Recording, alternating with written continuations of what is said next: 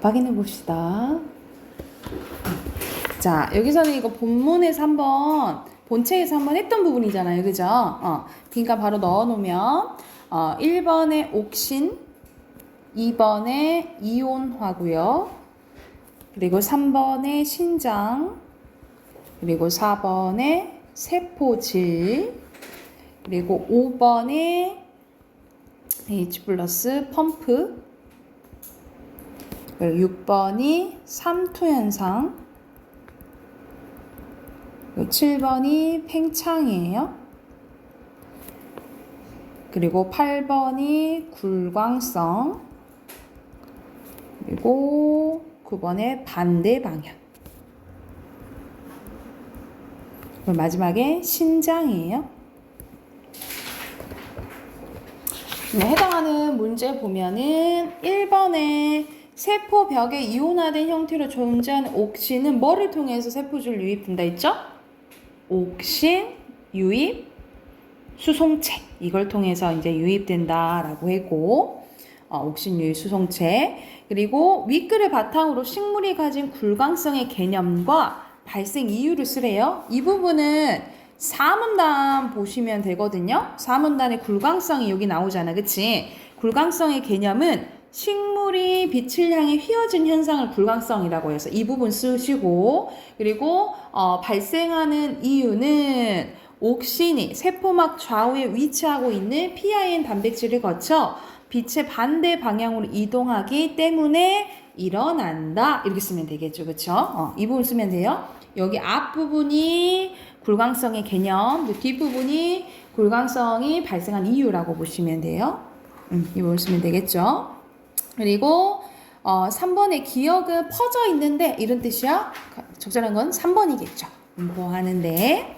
자, 두 번째 질문을 보면은 여기서는 창업을 하는 이유가 나오는데 더 많은 이윤을 얻기 위해서 한다라고 보시면 되고요. 2번 빈칸은 회계학적, 3번 빈칸은 경제학적,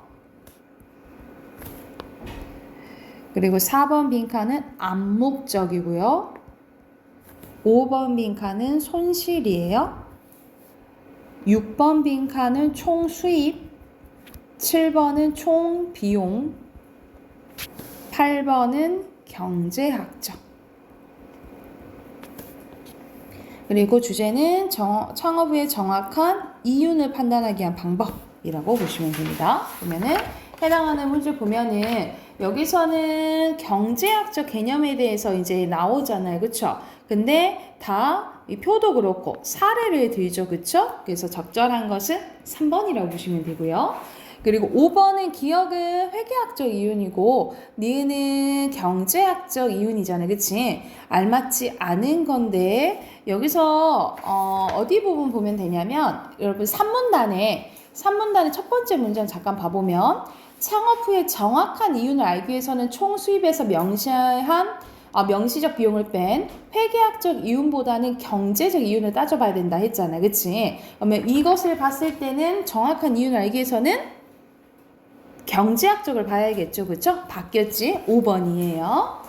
그리고 6번에는 거의 적용하는 문제네. 그치? 앞에도 표 나왔잖아. 그 표랑 비교해서 이제 푸는 문제인데 이 부분은 이제 보려면 어디 보면 되냐면 4문단 보시면 돼요. 4문단에 자, 손익분기점에 대해서 얘기하는데 이 손익분기점은 우리가 일정 기간에 발생하는 총 수입과 투입된 총 비용이 같아서 손실도 이익도 발생하지 않는 지점을 얘기를 하잖아요. 그래서 여기 내용 봤을 때 밑에서 둘, 넷, 여섯 번째 봐볼까? 총 수입이 늘거나 투입된 총 비용이 줄면 손익분기점이 낮아진다 했어. 그치? 근데 우리가 여기 표에 사례를 봐보면 여기서는 총 수입은 똑같지만 뭐가 줄어들었어요? 재료비가 줄어들었잖아요. 그치? 그러면 줄어들면 손익분기점은 낮아지겠죠. 낮아진다 했잖아요. 그치? 그래서 1번이 답이야. 1번이. 그래서 이렇게 보시면 되겠죠. 됐나요? 그리고 7번에 어휘 문제네. 항상 어휘 문제 하나씩 나오지. 알맞지 않은 것은 4번이죠. 투입은 넣는 거잖아. 내보내는 건 뭐 유출 이런 거겠죠. 그쵸? 전혀 반대 개념이네. 그치? 얘가 됐을까요? 됐으면 문학 꺼내볼게요. 문학책 문화 안 받았는데. 120조 보시면 돼요. 우선 문법 먼저 합시다. 그래 문법 먼저 하고 문학 학교에서 프린트 해주고.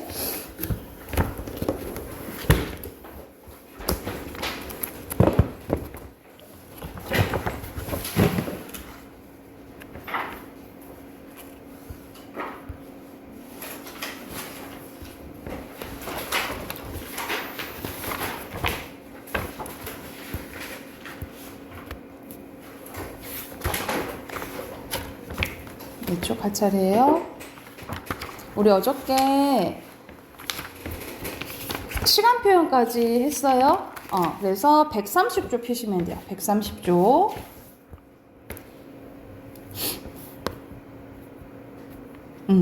피동과 사동 마침 딱 오늘 나왔던 개념이네, 그치? 피동이랑 사동 이제 하는데 피동은 말 그대로 뭐 하는 거예요?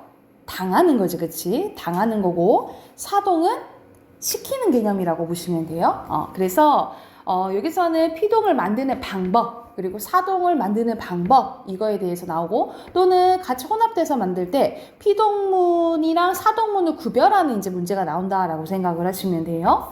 자, 먼저 피동 봐볼게요. 피동은 이제 예시를 이제 봐야 되는 피동의 반대는 뭐라고 생각하면 되냐면 피동의 반대는 능동이에요. 능동이고 스스로 한다라고 보시면 되겠죠. 사동의 반대는 주동이라 보시면 돼요. 선생님 그러면은 능동이랑 주동이랑 뭔 차이예요? 별 차이는 없어요. 스스로 한다라는 것이 똑같은데 반대 개념이 다르다라고 생각하면 돼. 능동의 반대는 피동, 주동의 반대는 사동 이렇게 생각을 하시면 됩니다. 그래서 거의 이제 상대적인 거지 주동이랑 능동은 거의 비슷한 개념이다 라고 생각하면 돼. 반대 개념만 알고 계시면 되겠죠. 먼저 피동입니다. 피동은 당하는 거랬지, 그치? 당하는 거여서 만드는 방법이 여기 나와 있어요. 예시문 한번 봐볼게. 여기서는 예시문이 경찰이 주어예요, 그치? 도둑을 잡았대. 경찰이 잡은 거잖아, 도둑을. 이게 능동문이야. 능동문을 피동문으로 바꾸는 방법입니다. 첫 번째, 능동문의 주어가 피동문에 뭐로 가요? 부사어로 가요. 무조건 부사어로 바뀌어요. 애기니까. 그리고 능동문의 목적어가 피동문에 뭐로 가? 주어로 간다라고 보시면 돼요. 이게 두 번째 방법이야. 그리고 세 번째는 자연스럽게 잡았다가 뭐가 돼요? 잡히었다가 되지, 그치? 그래서 뭐가 추가돼? 히가 추가되죠. 그래서 잡다랑 잡히다는 다르잖아요, 그치? 잡힘 당한 느낌이 들죠, 그쵸? 그래서 이것을 뭐라 부르냐면 피동 뒤에 붙는다 해서 피동 접사, 뒤에 전미사라고 불러요. 피동 전미사 히가 붙는다라고 보시면 되겠죠. 근데 이 피동 전미사는 히뿐만 아니라 포함해서 네 가지가 있어요. 이히리기 외우시면 돼요. 이히리기. 피동 전미사에 뭐가 있다? 이히리기가 있다라고 보시면 돼요. 그래서 이 이히리기가 붙으면 뭐라 부르냐면 파생적 피동, 짧은 피동문이라고 해요. 자, 이 피동 전미사가 붙으면 뭐라 한다고? 파생적 피동, 짧은 피동이라고 하고, 자 밑에 보면은 자 똑같이 크로스 되고 어떻게 되냐, 밝혔다가 밝혀졌다 이렇게 되잖아요. 그러면은 이거는 발 플러스 히 플러스 어지 플러스 이거는 밝혀졌다 플러스 다가 됐네. 그치? 밝혔다 이렇게 되고 밝혀졌다. 그래서 어지다가 들어갔네. 그래서 어지다가 들어가면 긴 피동, 같은 말로는 통사적 피동이라고 해요. 그래서 피동문을 만드는 방법 첫 번째 뭐라 했어? 능동문의 주어가 피동문에 뭐로 가요? 부사어로 가요. 부사어로 가고 능동문의 목적어가 피동문의 주어로 가고 그리고 동사는 어떻게 바뀌어요? 이히리기라는 피동 전미사가 붙거나 어지다가 붙는다 라고 보시면 되겠죠. 그게 정리된 게 위에 있어요. 위에 보면은 자, 먼저 짧은 피동문은 피동전미사 이히리기가 붙는다고 또는 여기 밑줄 그어놓자. 피동전미사 되다가 붙습니다. 되다. 뭐 사용되다, 형성되다. 이것도 짧은 피동문으로 봐요. 되다가 붙는 거. 이히리기가 되다. 그리고 긴 피동문은 뭐뭐어지다. 뭐뭐하게 되다가 붙으면 긴 피동문이라 보시면 돼요. 그냥 되다가 아니고 뭐뭐하게 되다 또는 어지다가 붙으면 긴 피동문이라고 보시면 됩니다.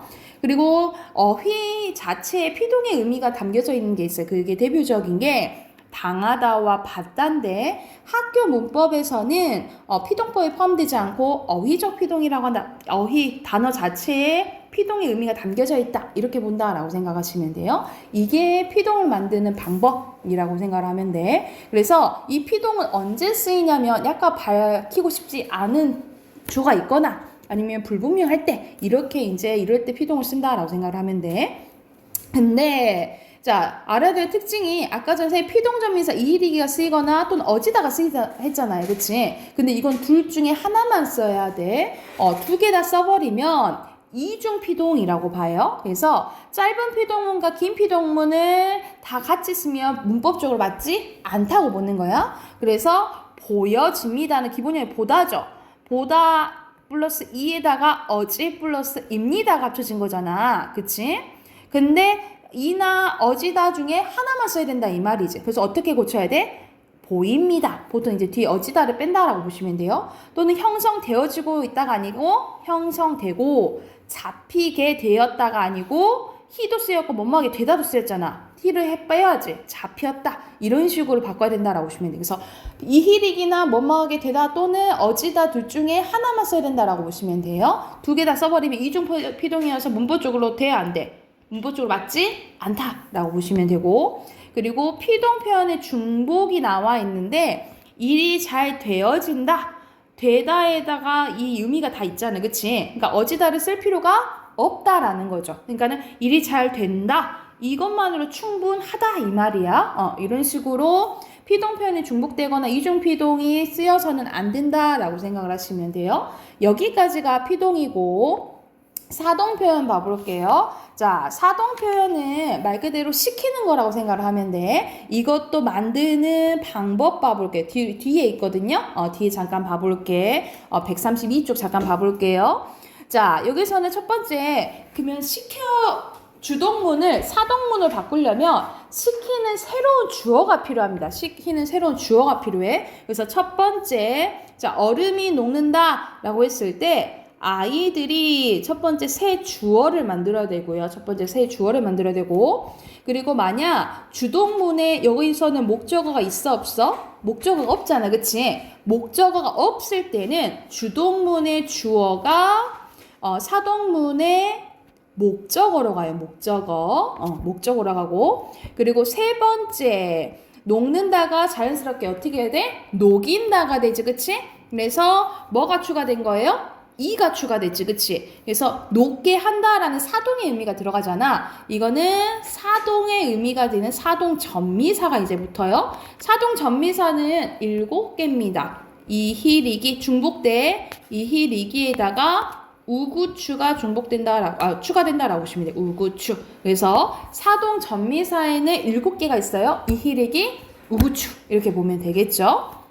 그래서 아이들이 얼음을 녹인다 이렇게 된다라고 보시면 되겠죠. 그래서 이거는 목적어가 없는 문장을 사동문으로 바꿀 때 방법이야. 자, 이거는 두 번째 문장 가보자. 이거는 목적어가 있는 문장이죠. 그치? 이 목적어가 있는 문장이 바꾸는 방법이야. 첫 번째 또 새로운 주어가 필요하겠죠? 새 주어. 내가 주동문의 주어는 자연스럽게 어떻게 가냐면 사동문의 부사어로 가요. 부사어로 바뀌고 자 책을 그대로 목적어는 그대로 목적어로 간다라고 보시면 되고 자 세 번째 여기서는 사동전미사 뭐가 붙었어요? 히가 붙었죠? 사동전미사 히가 붙었다라고 보시면 되고 또는 어떻게 될 수 있냐면 책을 읽게 했다 할 수 있겠지 그치? 그래서 뭐뭐하게 하다 가 붙으면 긴 사동문이라고 보시면 돼요. 그래서 이게 또 정리된 게 아까 전에는 그거 기억해야 돼. 능동문을 피동문을 바꿀 때는 무조건 주어가 부사로 바뀌었잖아요. 그치? 근데 사동문은 목적어 유무에 따라서 주어가 목적어로 바뀔 때도 있고 뭐로 바뀔 때도 있어. 부사어로 바뀔 때도 있다라고 보시면 돼요. 이거 구별하시면 돼요. 그러면 앞에 저 정리된 거 봐볼게. 131쪽. 자, 아까처럼 이히리기 우구추라는 사동 전미사가 붙으면 파생적 사동, 짧은 사동문이라고 보시면 돼요. 그래서 이히리기 우구추 이것 중에 하나가 이제 붙는다라고 보시면 되고 또는 시키다가 붙는다라고 보시면 돼요. 이히리기 우구추가 붙거나 또는 시키다가 붙으면 파생적 사동, 짧은 사동문이라고 보시면 되고요. 그리고 아까 선생님 뭐뭐하게 하다가 붙는다 했지? 뭐뭐하게 하다가 붙으면 통사적 사동문, 긴 사동문이라고 보시면 됩니다. 이것도 마찬가지로 사동의 의미가 포함된 어휘가 있는데 시키다, 명령하다, 지시하다 이것을 어휘적 사동이라 해요. 그래서 이것도 학교 문법에서는 사동법에 포함돼야 안 돼. 포함되지는 않는다라고 생각을 하면 돼요. 근데 여기 선생님이 추가적으로 얘기하고 싶은 게 뭐냐면 자, 예시문을 한번 보면은 자, 여기 말고 다른 예시문을 하나 해볼게. 예를 들어서 엄마 민서가 예를 볼게. 민서가 옷을 입는데 옷을 입는다라는 문장이 있어요. 이건 주동문이지? 그러면 이거를 사동문을 바꿔볼게. 엄마가 존댓말 그 높임표 써야 되는데 그냥 할게요. 엄마께서 민서 이건 목적어 있지? 그러면 어떻게 해서 민서에게로 가야겠죠? 부사로 가야겠죠? 민서에게 옷을 자연스럽게 어떻게 돼? 입힌다가 되겠지? 입힌다 또는 입게 한다 이렇게 돼요. 그쵸? 근데 입힌다는 두 가지 의미가 있을 수 있어. 엄마가 직접 갈아 입혀줄 수도 있고 입게 만들 수도 있다 이 말이에요. 그치? 이럴 때는 피동전미사가 붙을 때는 직접과 간접사동으로 나뉘어져 두 가지로 해석될 수 있다라고 보면 되고 뭐뭐하게 하다는 뭐만 돼? 직접만 돼? 간접만 돼? 입게 한대. 간접, 그렇지. 간접만 된다라고 보시면 돼요. 이거 예시 하나만 써놓을까요? 자, 여기서는 입힌다. 사동전미사가 쓰일 때는 직접사동, 간접사동 두 가지로 해석되는데 뭐뭐하게 한다는 간접만 된다라고 보시면 돼요.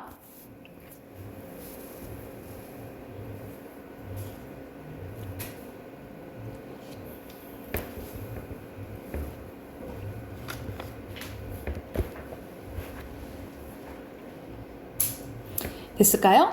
그러면 자 아까 전에 선생님이 이히리기 나왔잖아. 이히리기는 피동전미사도 있고 사동전미사도 있잖아. 근데 우구추가 쓰면 당연히 사동이겠잖아요. 그쵸? 근데 헷갈리는 경우가 있어. 이럴 때는 구별 방법이에요. 자, 첫 번째 뭐뭐하게 하다를 넣어봐요. 뭐뭐하게 하다를 넣어봐서 말이 되면 사동문이라고 보시면 되겠죠. 뭐뭐하게 하다를 넣어봐서 보게 하다. 안 되는데? 이거는 그럼 피동사인가 보다. 이렇게 보는 거죠. 보게 하다. 이건 말이 되면 뭐뭐하게 하다를 넣어봐서 말이 되면 사동문이라고 보시면 돼요. 그리고 사동사는 반드시 목적어가 필요해요. 그래서 목적어가 없으면 사동사가 아니다 라고 보시면 되겠죠. 이게 큰 두 힌트겠지. 그래서 뭐뭐하게 하다를 넣어봐서 말이 되면 사동문, 그리고 목적어가 없으면 피동문이라고 보시면 되겠죠. 이해가 됐을까요? 그러면 옆에 문제 있잖아요. 문제 지금 바로 풀어보게요. 그래서 137쪽. 137쪽까지 문제 풀고 답 확인해 볼게요.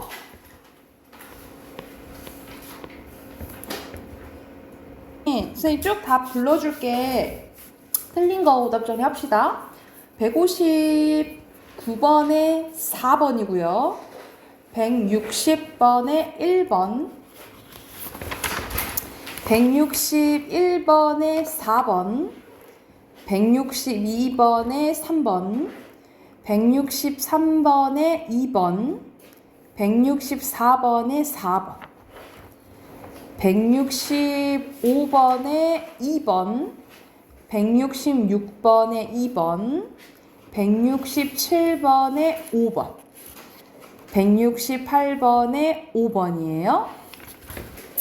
자, 착착착 소리가 많이 나는데 1번, 159번부터 보자. 약간 설명해보면 알맞지 않은 거잖아요. 여기서 알맞지 않은 거 고르는 건데 파생적인지 통사적인지 어휘적인 거야. 그치? 근데 여기서 들렸다 리 쓰였으니까 맞죠? 전미사 쓰였잖아. 이도 맞고 어찌다 맞죠? 근데 되다는 뭐예요? 동사.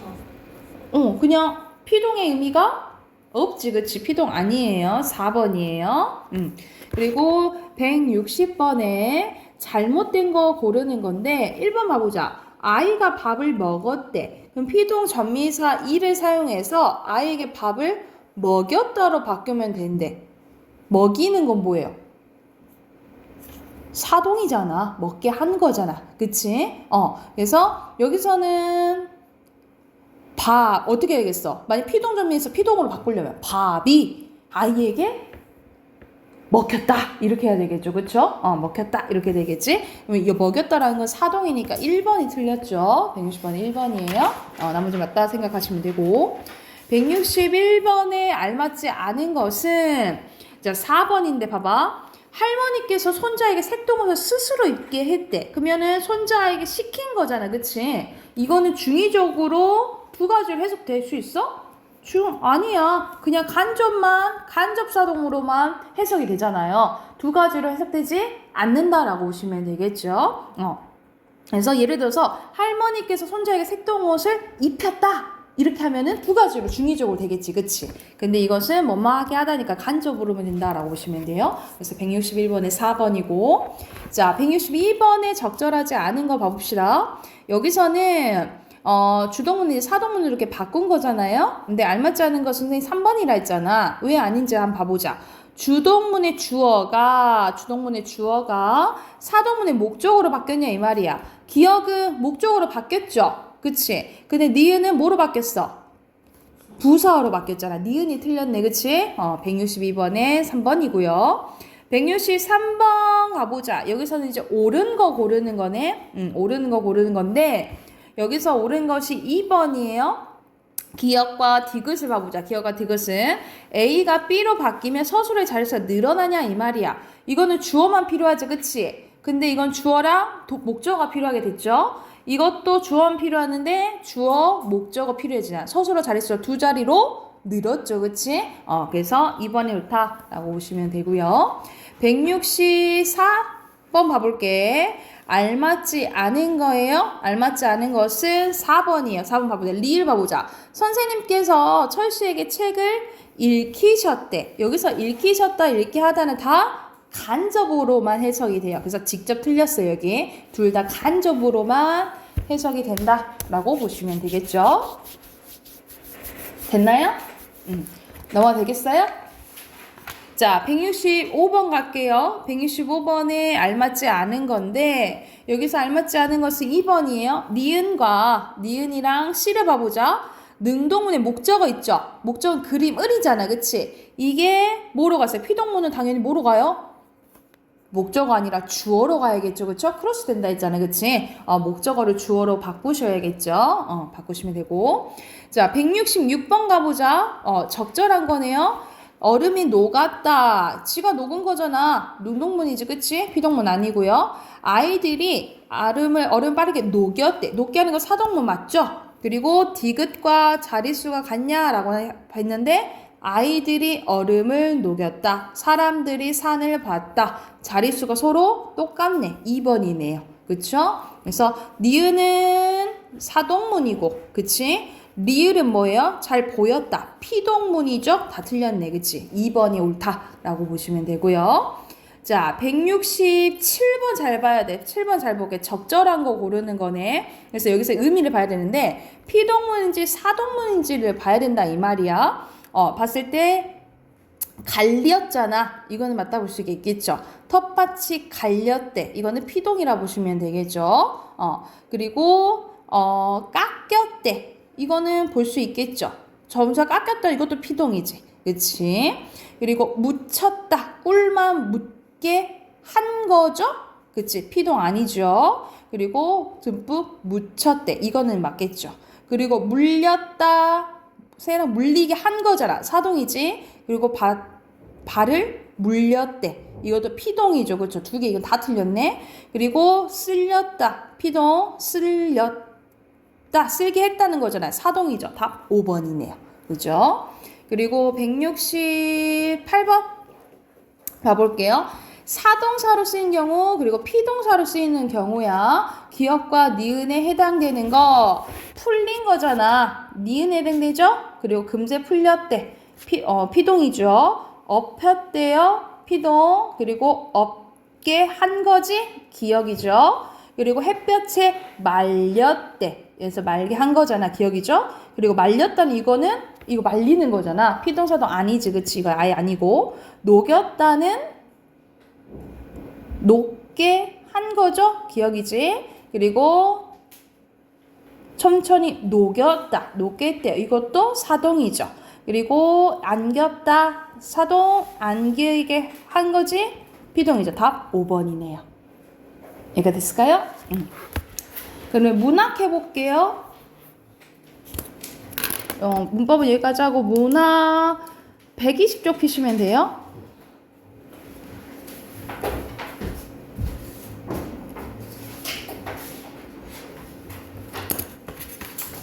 인사.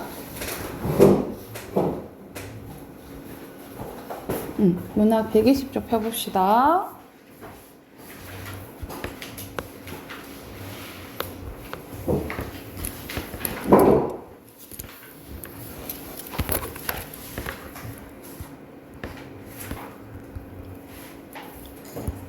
자, 여기서는 마지막 소설의 마지막 고전 소설의 특징에 대해서 이제 나오는 부분인데, 우리 고전 소설의 특징은 대체로 엄청 많이 했잖아요. 고전 소설이 중학교 때부터 이제 계속 나왔기 때문에 고전 소설에 대한 기본적인 개념은 여러분이 이제 탑재되어 있어야 되는데, 여기서는 이제 고전 소설의 또 이제 종류 좀 심화돼서 조금 나온다라고 생각을 하시면 돼요. 그래서 전반적인 특징이 있어서 이건 훑고 가볼게. 고전 소설은 19세기 이전에 창작된 소설이에요. 그래서 보통 1894년 가보개혁 얘기 많이 하잖아요. 그치? 그래서 가보개혁 이전으로 쓰여진 소설을 고전 소설, 그 이유는 현대 소설 이렇게 봐요. 특히 고전 소설은 설화나 입으로 전해지는 설화, 종류는 신화, 전설, 민담이 있어요. 이거나 가전체, 그리고 중국 소설의 영향을 많이 받았다라고 보시면 됩니다. 그래서 가전은 보통 무생물을 생물처럼 표현해, 의인화해서 표현한 이제 소설이라고 보시면 돼요. 자, 고전 소설의 전반적인 특징은, 주제는 권선징악, 인과응보가 많다는 거죠. 권선징악은 선을 권하고 악을 징벌한다잖아요. 그쵸?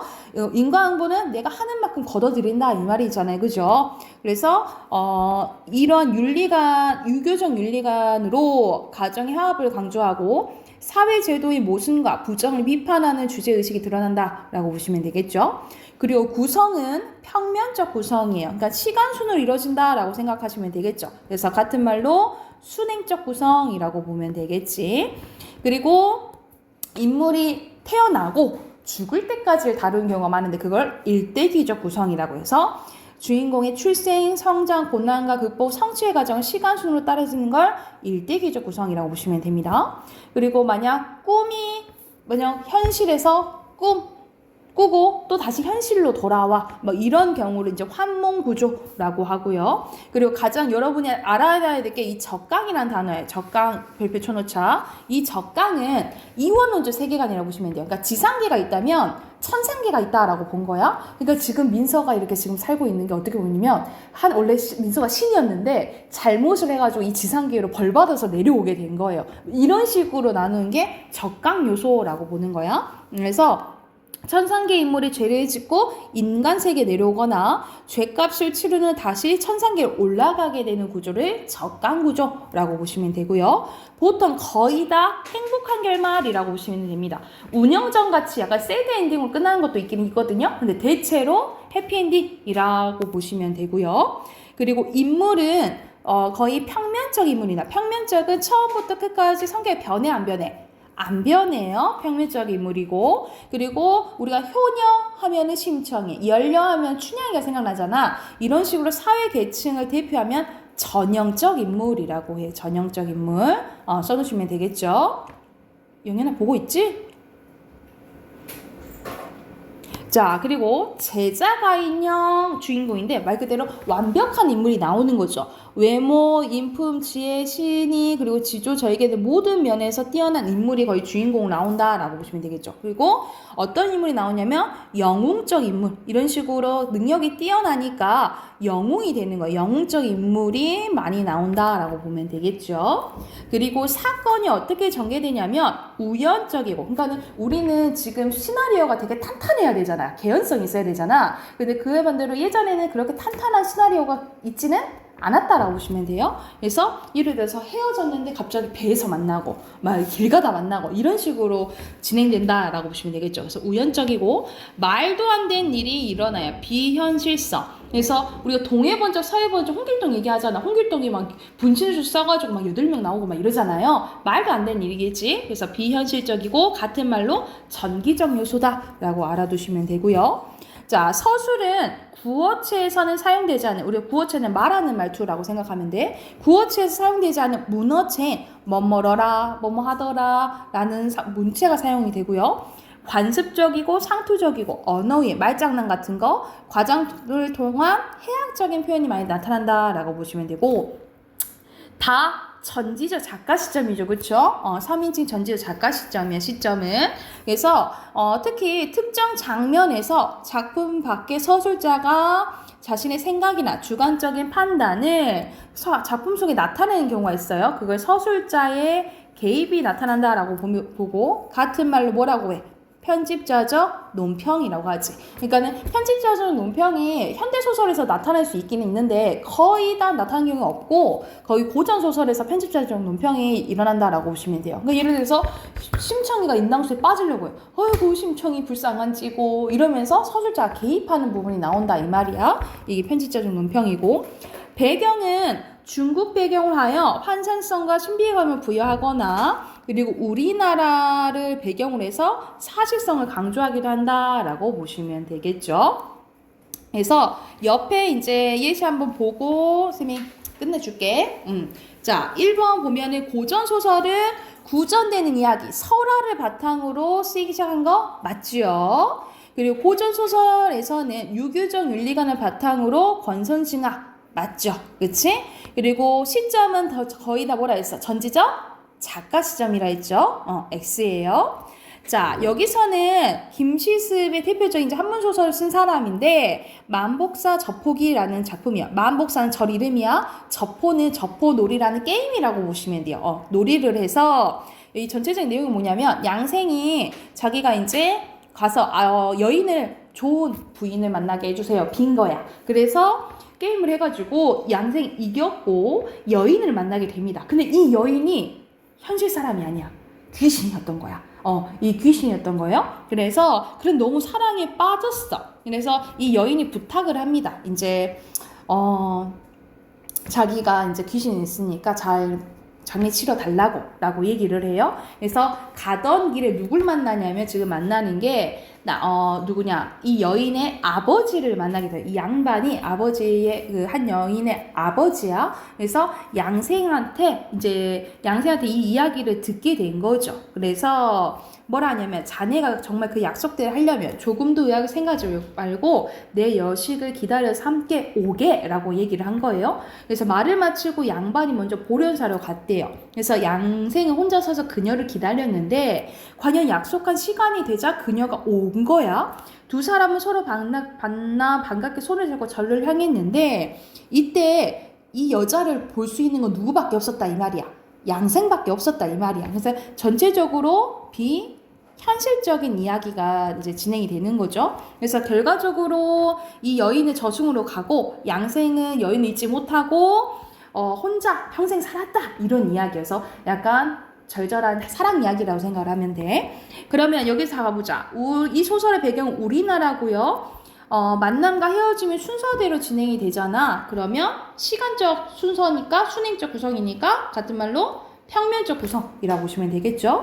그리고 이 소설은 이승의 남자와 저승의 여인의 사랑을 다뤘다라고 보시면 되고요. 그리고 비현실적이고 기이한 일이 나오잖아요. 이게 무슨 적이라 했지? 비현실적이 같은 말. 전기적이라고 보시면 돼요. 이해가 됐을까요? 오늘은 여기까지 하고 다음 시간에 어휘 7, 8강 외워오시면 되고 선생님이 프린트 해놓을게. 프린트 하나 해놓을게. 이거 가져가서 볼래? 아니 일찍 와서 보던가. 민서 알겠지? 그래서 프린트 해놓을게.